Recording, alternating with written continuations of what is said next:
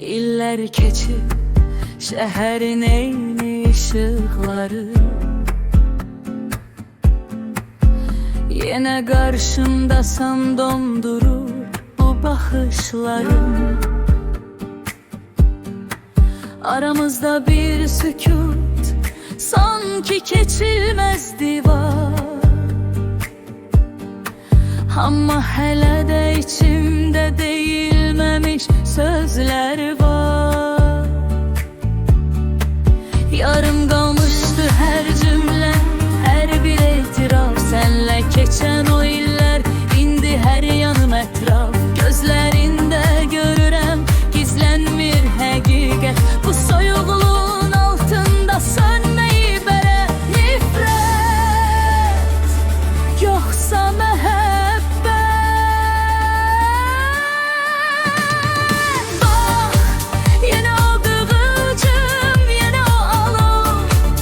İllərdir qaçdığım bu hisslər bir o.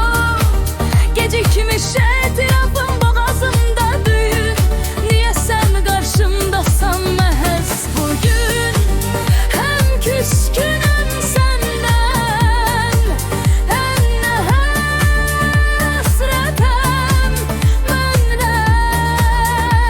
Həmin o sənsiz qürbətəm. Bir söz deyə bilmirik, baxışlar danışır. Köhnə xatirələr yaddaşında savaşır. Sən biraz özgəsən, mən biraz yaralı. Könlümüz bir olsa da yollarımız aralı. Susma, danış. Bu şəhər şahiddir, bu küçələr bilir. İnsan sevdiğini heç vaxt silmir. Yenə o qığılcım, yenə o alov. İllərdir qaçdığım bu hisslər bir o. Gecikmiş etirafım boğazımda düyün. Niyə sən qarşımdasan məhz bugün?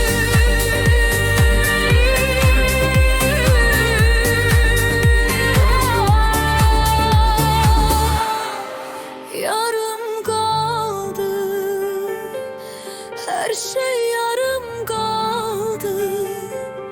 Şəhərin işıqları sönür, biz isə